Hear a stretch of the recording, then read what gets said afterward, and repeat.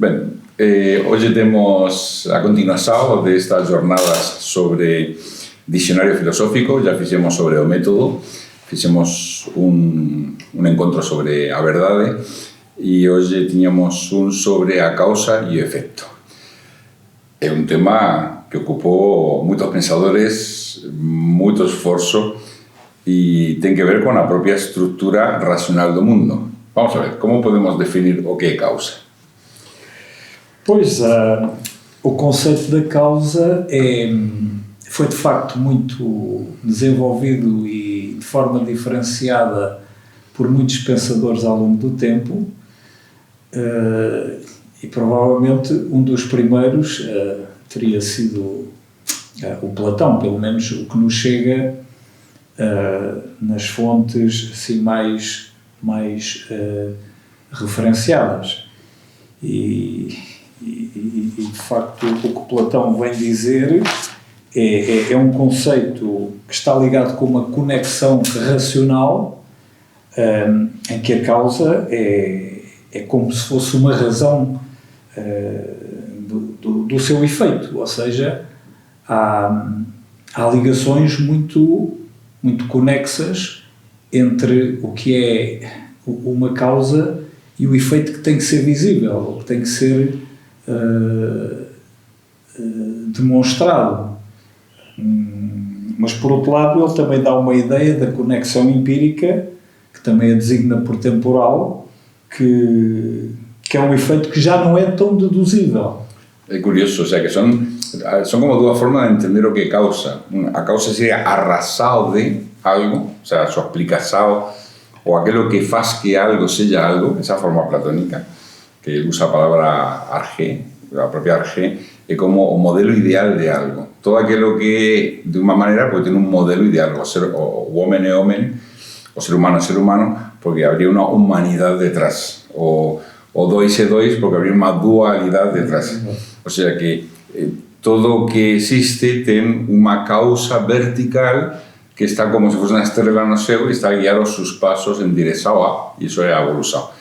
Mas eso é mudado, creo que foi o Aristóteles ya, ou depois ven a causa empírica, ¿no? O sea, a causa empírica é que sucede depois de que. O sea, o efecto sucede depois da causa e máis além de que se ha demostrado máis razão ou non, cando eso se repite e se repite e se repite, nunca se va a saber si se repite sempre, a bella historia, ¿no? Nos deixamos caer unas aves e dicemos a teoría da lei da gravedade, mas se en algún momento non sucedese iso, nós non sabemos se iso va a ser sempre. Entón, claro, son dúas formas completamente diferentes de entender as causas. Unas causas serían como unha sucesao no tempo, onde unha cousa implica a outra, en cuanto que na versade de Platón é como se fose unha cousa, e máis que implica, explica a outra. O sea, un estaría desde o seu, estaría guiando. A causa de todo o que existe sería o seu arquetipo, en cuanto que a causa de que existe unha vaca é que se juntaron un toro e outra vaca e nació esa vaca, non é a vaqueidade como tal. É curioso esa forma de ver a... Pois, o Aristóteles, na verdade, o que vem trazer é já uma ligação que tem a ver com o conceito de ciência, que no seu tempo não era entendido com esse termo, mas com o termo de conhecimento, e o conhecimento entendê-lo nas suas causas. E estamos aqui a falar em termos de causas, sem especularmos as causas primeiras ou as causas primárias, que é um outro tema muito complexo, porque se nós quisermos entender uma das causas primeiras, umas causas primárias, que é muito mencionado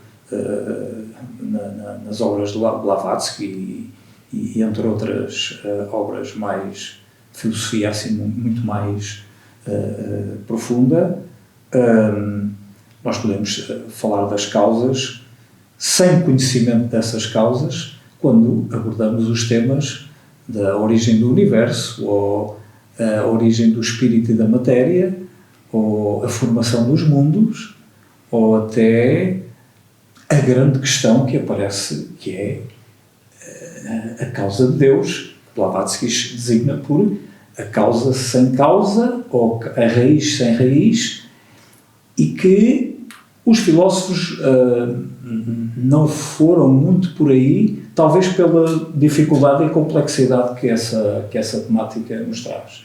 Mas que nos faz pensar, e que nos faz mergulhar numa meditação ou numa reflexão muito continuada, e à partida nós sabemos que não conseguimos obter as respostas. Claro. Pues no fondo é uma forma de dizer, nós sabemos que a causa antecede ao efecto, sabemos que implica, que é sine qua non, o sea, é uma condição necessária. Y hacemos ahora una sucesión de causas, una causa y otra, y tenemos que llegar a una primera, eso es una necesidad de la mente. Mas será, porque hay sistemas filosóficos que dicen que es una causa eterna, no es primera, es eterna. O sea, como si nos tuviésemos una circunferencia y tenemos un punto en el centro, ¿cuál es la causa de la circunferencia?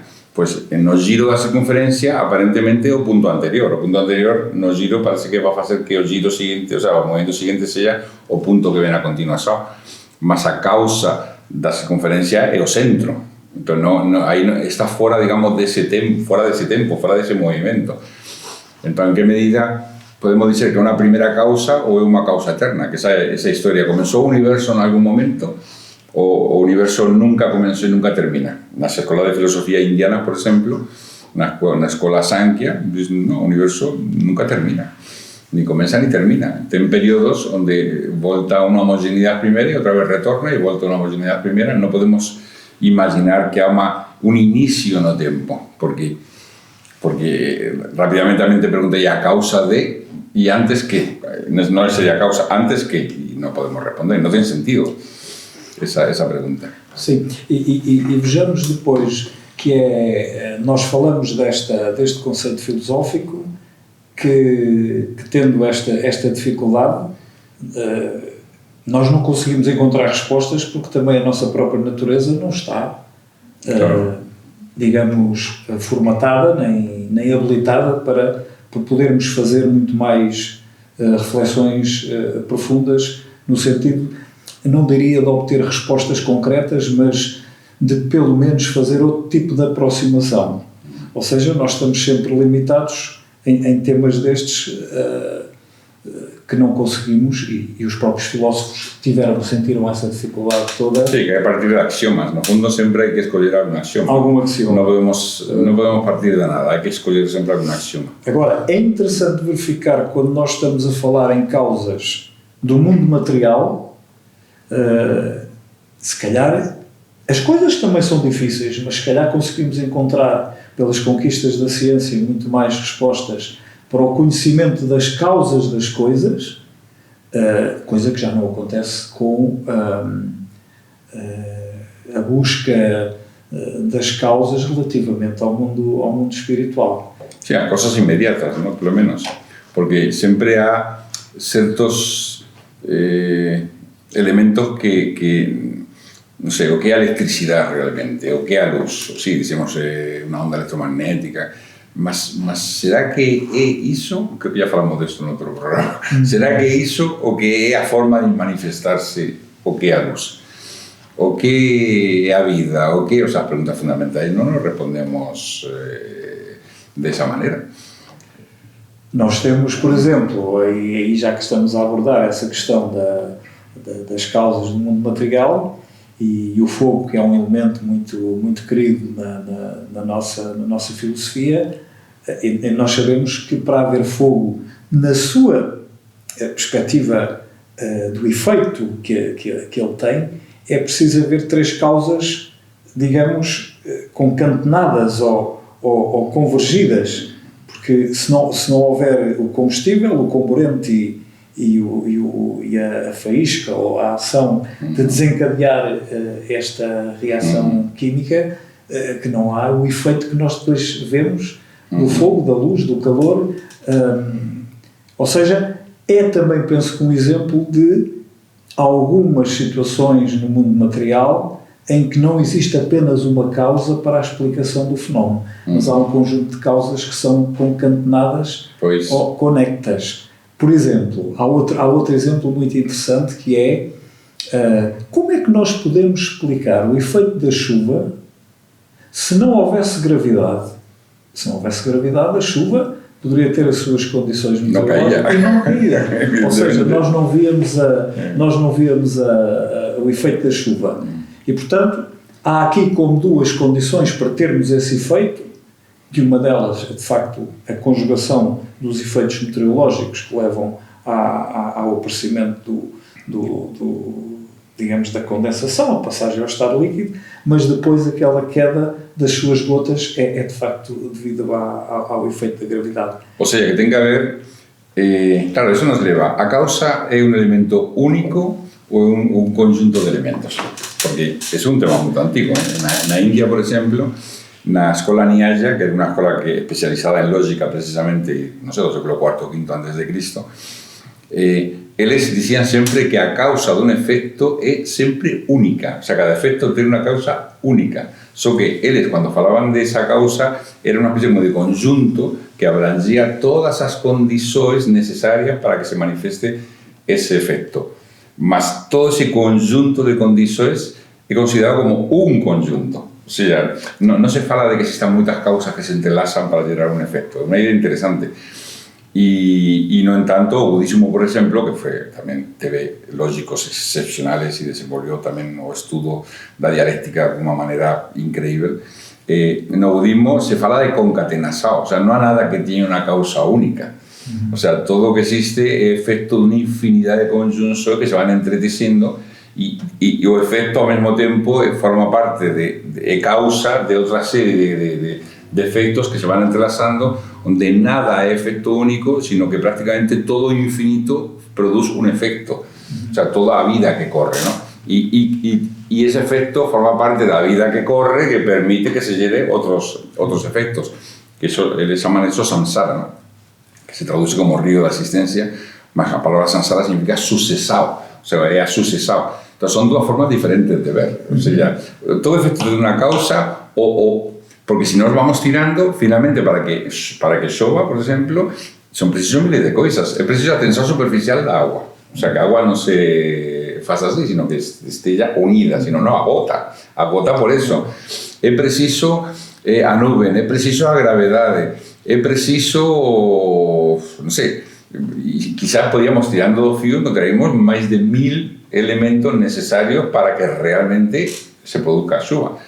Porque tamén diríamos, mas qual é a causa da chuva? Porque esa humedade ou esa nube porque chove é un tema que ainda a ciencia, agora está a teoría de que na realidad a chuva está producida pelos rayos cósmicos. Os rayos cósmicos electrizan o pó que está no ar e esa electricidade, o sea, cuanto máis rayos cósmicos há, máis electrizado fica o pó, as partículas de pó que están no ar e máis atraen a humedade. O sea, mas aí nos vamos... O sea, non podemos falar de unha causa só, sino que é unha causa que va acompañada de unha anterior. Son formas diferentes de ver o...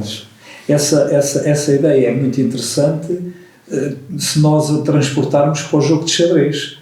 Ou seja, nós estamos a pensar numa jogada imediata, mas temos que dar uma sequência das consequências possíveis que essa jogada vai ter posteriormente. Ou seja, há uma sucessão de caminhos possíveis e que podem ser compreendidos por a concatenação de possíveis jogadas que levam a um determinado objetivo. O sea, a causa do fin do xadrez, da morte do rei contrario, é producido por quê? Por una sucesión de causas. Uma sucessão de causas. Que podem algumas ser operativas ou não. Ou não. E essa ideia é interessante porque também pode ser transportada para a causa de uma doença.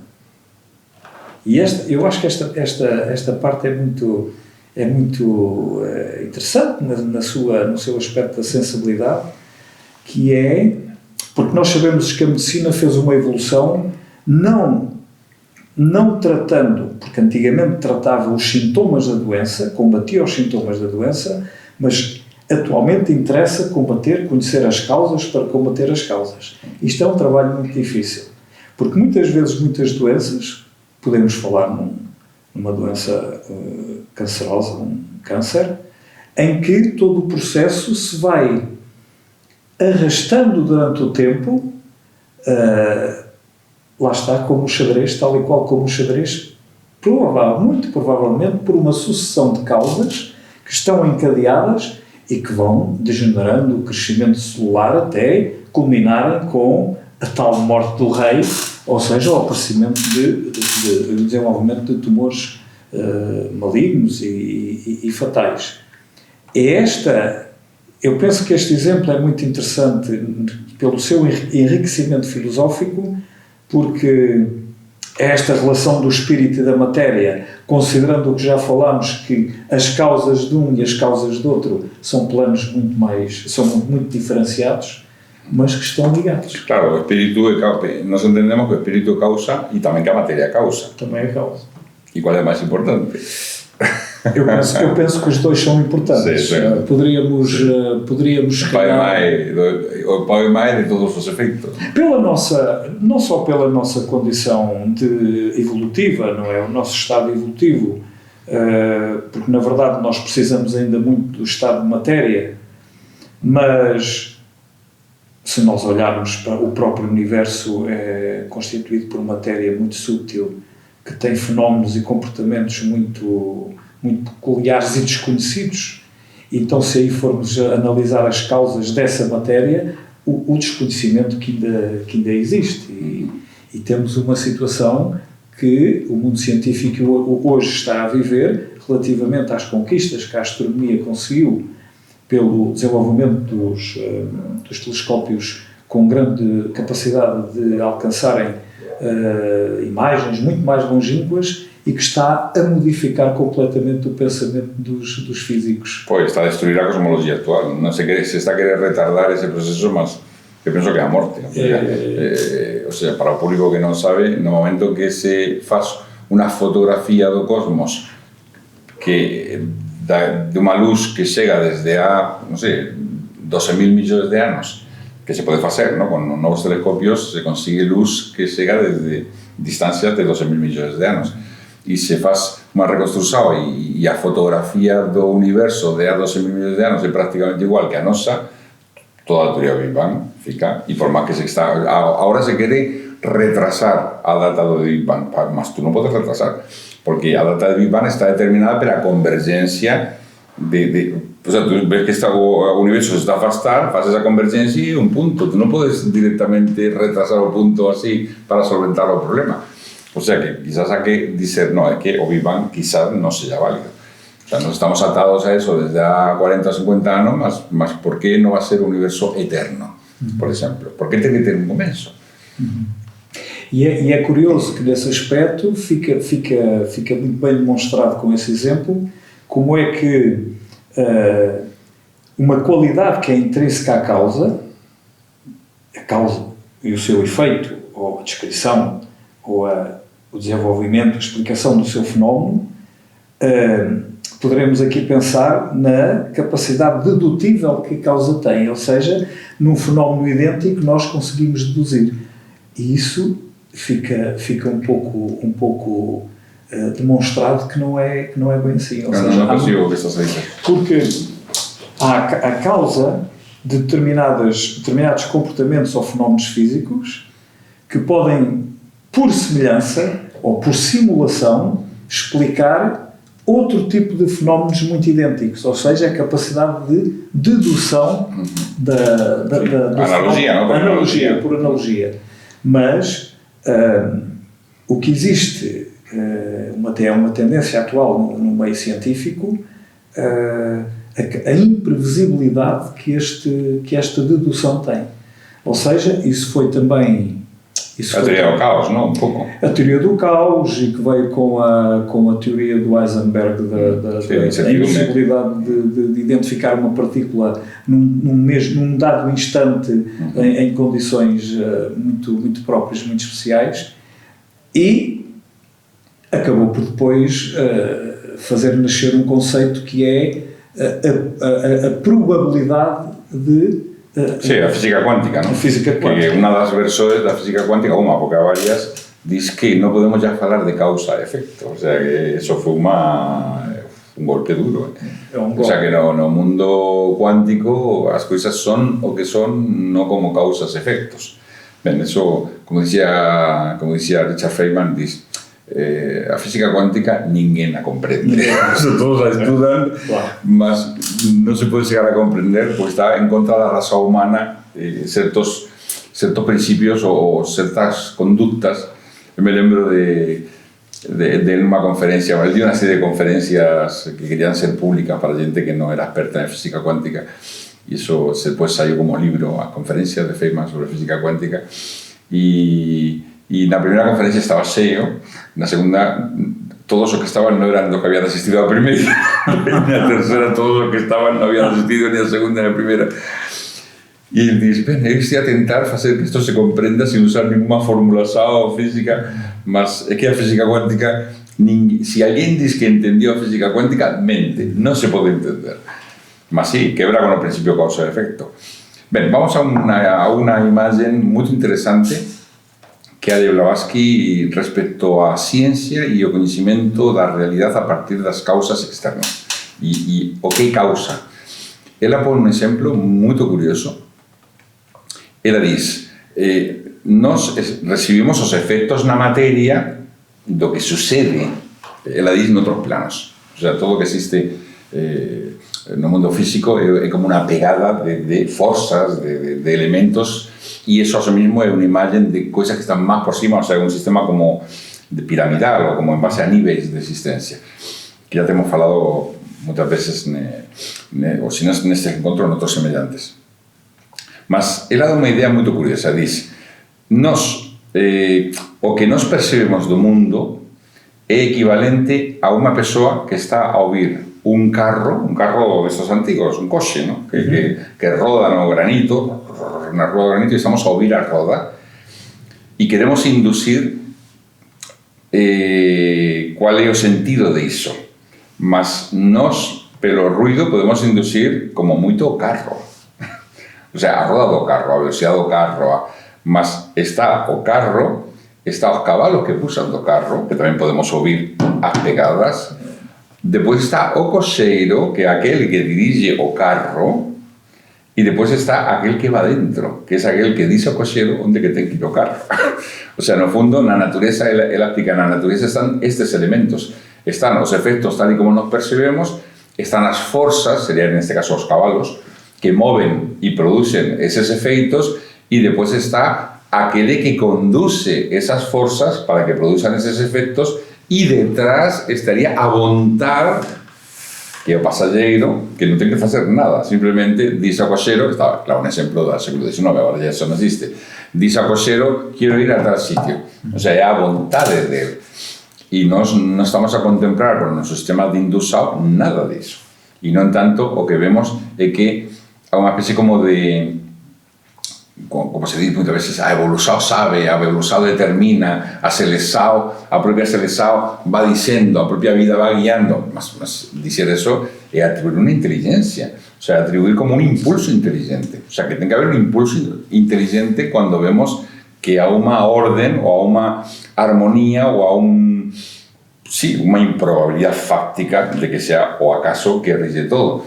Entonces, esa teoría de causas que la tiene muy interesante, pues son como a causa externa que o golpe que se da, a roda que golpea a rúa y ouve eso, y después está o que produce eso, y después está quien guía esas fuerzas, y después está o pasajero que a vontade que dice para dónde que se va.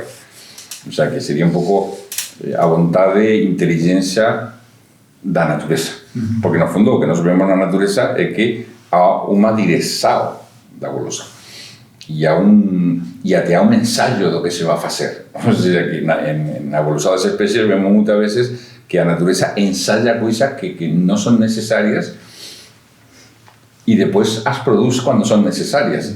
Entón, eso non ten sentido e, desde logo, que sea por acaso, vamos, a teoría da probabilidade faz infinitamente imposible que possa ser pelo acaso. O sea, son una célula germinal que surge a primera célula germinal que permita ya interagir con otras para hacer seleção de especies de células, ya a probabilidad creo que de es elevado a menos 300, o sea, es un número que no tiene sentido, de es elevado a menos 300 no tiene ningún sentido. Pois, esse exemplo é interessante na perspectiva que o filósofo Hobbes falava na causa mecanicista, e nós de facto temos essa tendência, é de olhar para o fenómeno de uma forma mecânica. A roda que faz rodar o carro, nós olhamos diretamente para o efeito do fenómeno. Mas se nós compararmos, por exemplo, com a relação que o escultor tem a fazer uma estátua, bom, há uma relação direta, se quisermos, mecanicista, que é visível e que nós devemos trabalhar com o golpe, vemos o golpe nada mais. Mas que causas estão por trás para que ele consiga conformar a pedra de acordo com o seu ideal, de acordo com o seu conhecimento, de acordo com as suas emoções ou os sentimentos, ou de acordo com a sua natureza espiritual? Porque a estatua não se faz sozinha. Não se faz sozinha. E na natureza as coisas se fazem sozinhas, mas desde dentro. Ou seja, algo que desde dentro as faz. Claro. Ou seja, há de facto, e o Hobbes, eu não estou aqui, nós não é o propósito de estarmos a defender este pensador ou aquele, é uma constatação que houve muito esta teoria muito preponderante na sua época e havia essa necessidade. Mas, de facto, é preciso remontar, ir a montante, ou seja, mais atrás, para perceber quais são os mecanismos que, de facto, muito sinceramente, eu desconheço. Muitas vezes, se nós tivermos uma capacidade de construir, podemos dar o exemplo também do arquiteto com os grandes monumentos, ou os grandes... que teve que passar previamente por um grande projeto, foi idealizado ali um projeto, mas passar do projeto à prática é um salto muito grande. E estão os princípios da ciência, que são causa também. Se não esses princípios da ciência dos escultores, esse princípio da ciência do arquiteto também não haveria obra. Da mesma forma que podemos também estabelecer a causa daquele que escreve um texto ou um livro e a quantidade de ações combinatórias que operaram na mente desse autor para que conduzisse a certa altura a uma combinação de signos e de linguagem e que tinha sentido. E que tem sentido.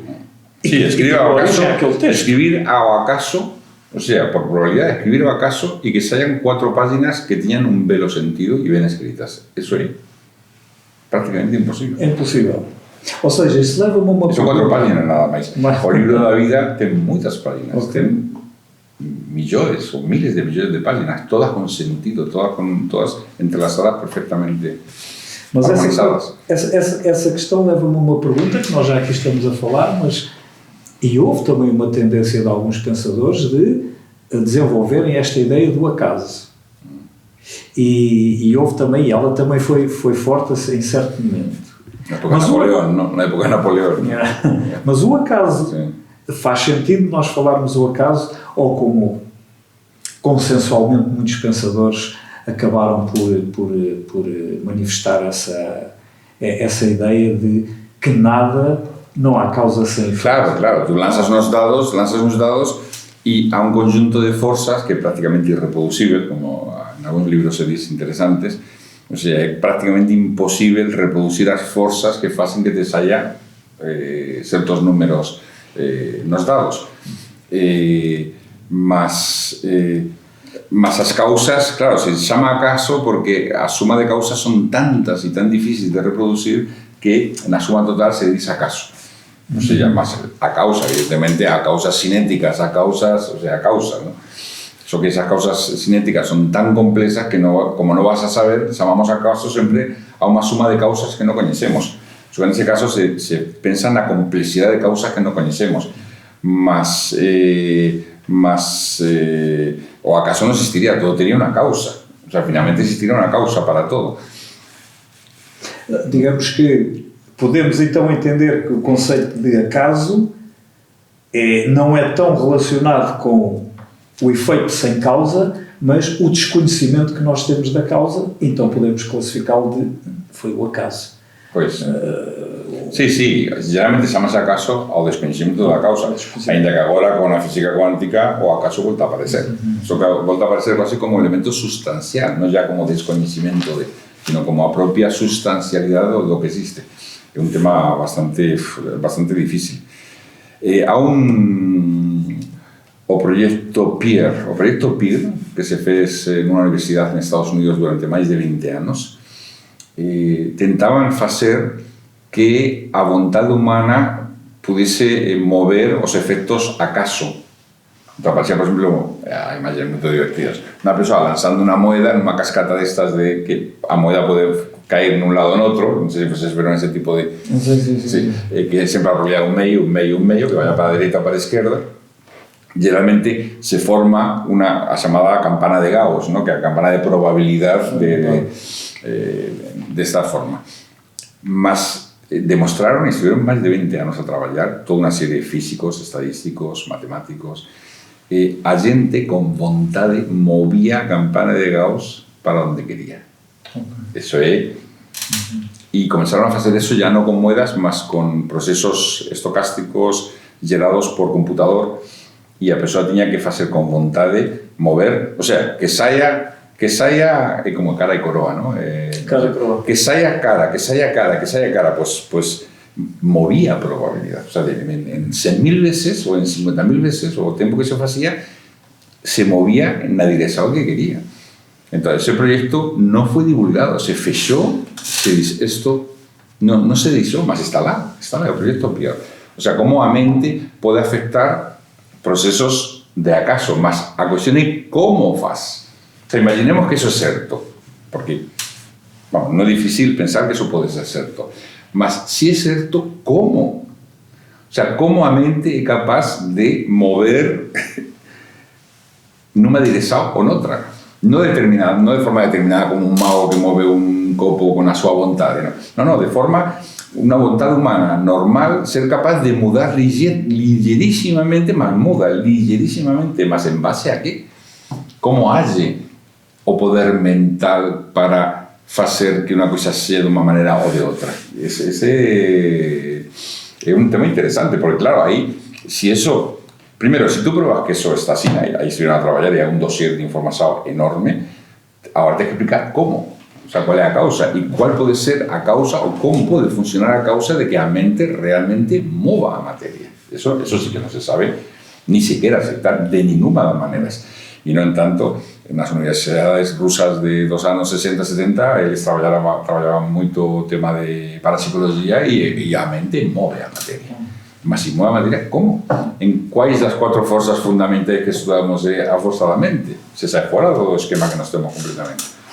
É curioso que essa ideia do acaso e essas relações da capacidade da mente e até outras forças espirituais podem influenciar, e certamente que influenciam, e nós não conhecemos os mecanismos.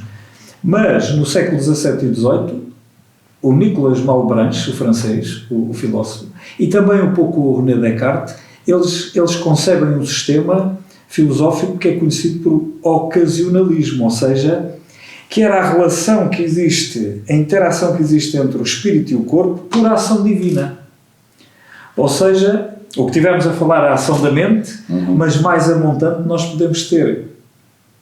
E eu creio que temos esses, porque hoje a ciência já começa a desenvolver essas... É uma vontade universal que não alheio a nada. Okay. O sea, que todo o que existe está nessa vontade universal. Está nessa vontade. Que não é uma pessoa não é uma grande pessoa que deseja uma coisa ou outra, sino uma vontade na qual todo está.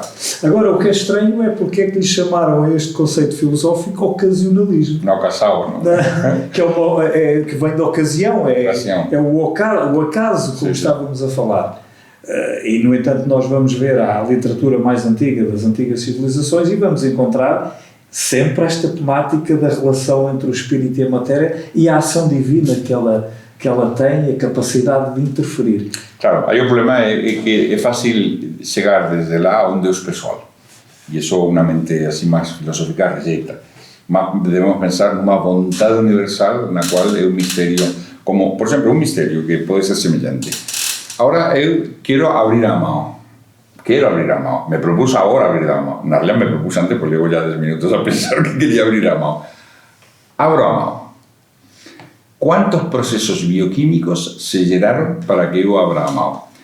Debe ser decenas de miles de procesos bioquímicos para que finalmente se produzan os impulsos bioeléctricos do sistema nervoso, os músculos, a coordinação, a medida, porque o cerebro hace cálculo de si podes o no abrir a mão, en qué circunstancias, sumas y quizás son decenas de miles de procesos bioquímicos. Mas qual é a causa de que eu abra a mão? A suma de esos decenas de miles de procesos bioquímicos ou a miña vontade? É a miña vontade. O sea, a miña vontade diz, abro a mão. Por eso Blavatsky diz, a vontade se proba no facto de abrir a mão. Si o pensas. E da mesma maneira, quizás existe uma vontade universal. Nessa vontade universal rige, digamos, o camiño da vida. E agora as coisas se fazem numa série de causas verticais e em piramidais, porque isto é um sistema piramidal, o corpo é um sistema piramidal, para que se verifique aquilo que a vontade quer, sempre que se possa, claro. Isso é interessante, é curioso, porque nós estamos a falar só num gesto, abrir a mão.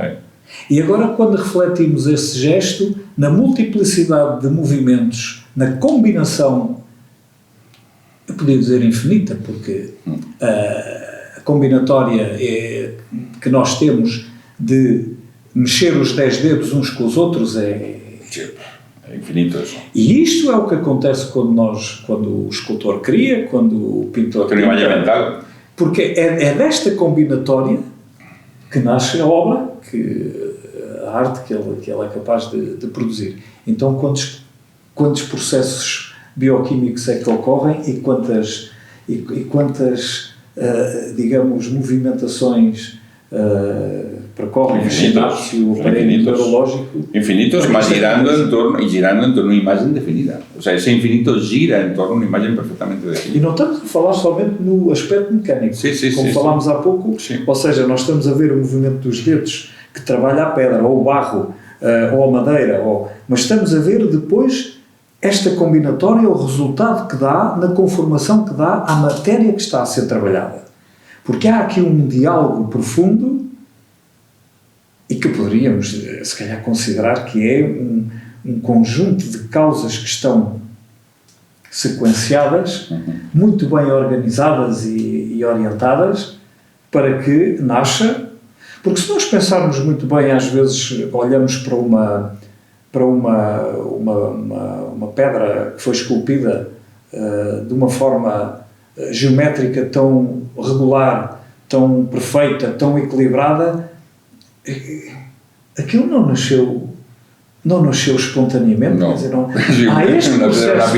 Una pedra na pirâmide não nasceu espontaneamente. A Terra não fabrica pirâmides assim. Exato. É uma coisa muito... Faz-me um pouco de... Eu posso dizer, confusão não é assim o termo, mas é o desconhecimento que me leva, porque eu consigo ver a obra que foi feita, mas imaginar todo este processo que está por trás do autor da obra, nesta combinação ou seja, não há ali uma causa mecanicista pura. A causa mecanicista é a última, é o interface entre o que se passa em termos espirituais, queiramos divinos, em termos psicológicos, em termos mentais. Há aqui um envolvimento enorme, amplo, que leva a que isto seja manifestado nesses gestos múltiplos que depois conseguem conformar a matéria, dando-lhe uma configuração e beleza e de facto, muitas vezes é interessante vermos, quando olhamos uma peça, uma tela ou uma estátua, imaginarmos imediatamente como é que isto foi feito. É um bocado estarmos a ver, olhar para o efeito, mas estarmos a imaginar... Só aquele que trabalha a matéria, só aquele que sabe um pouco, sabe o difícil que foi. Porque o que não sabemos, dizemos, que belo, que bem feito está, mas não sabemos o difícil que é. Uma ideia. Está a pessoa que tem imagem na mente do que vai esculpir. Depois move, golpea encontra resistencia da pedra, por exemplo, e vai esculpindo. Mas, na realidad, o que dicía, por exemplo, Blavatsky, o dicía o hermetismo esotérico, é que, na realidad, quien liga a causa con o efecto é a electricidade. Voy a dicir en termos amplios, porque a causa, en certo modo, é a imagen que temos, e a vontade que temos, o que ten o escultor, de esculpir iso. Mas todos os procesos que van desde a imagen do escultor até a formación da estatua é electricidade, porque todas as reaccións bioquímicas que se producen no corpo, todas, son reaccións de electricidade. O sea, toda reacción redox na química, toda reacción biológica é de electricidade. Entón, é como, por exemplo, cando se fala, que é o mismo, falar externo, imagen mental, e agora eso se converte en sons, que son codificados e outra persoa pode entender. Entón, a lingua ten que facer movimentos extremamente complexos e precisos ao mesmo tempo para poder traducir en sons codificados unha lingua a través de unha linguaxe o que a persoa ten na mente. Mas, finalmente, como se pasa da imagen que está na mente até as vibracións do son que poden ser interpretadas? Electricidade. É todo electricidade. O sea que, como dicía Blavatsky, dice a electricidade universal é, digamos, a causa operativa de todo o que existe. Mas non é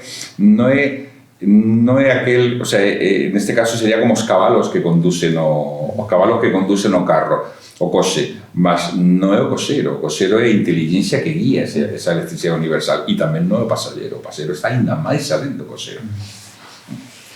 Deixava só uma ideia que também, digamos, em sequência do que o professor Zé Carlos disse, que é a ignorância, de facto, pode fazer confundir a causa com o efeito. Pois. E nós, quando buscamos a causa, é uma forma de sabedoria e de busca de a ciência é a procura da causa, como dizia Aristóteles. Creo que este tema é un tema que ben se merece outro encontro, outro diálogo. Una segunda. Então vamos a facer sobre a causa 2. E vamos tamén a estudar un pouco o que dicen as escolas de filosofía da India, que cada unha delas tiña a súa propia teoría da causa e son moito sugerentes as súas exposicións. Entón, deixamos para un seguinte diálogo sobre a causa e o efecto 2. Obrigado.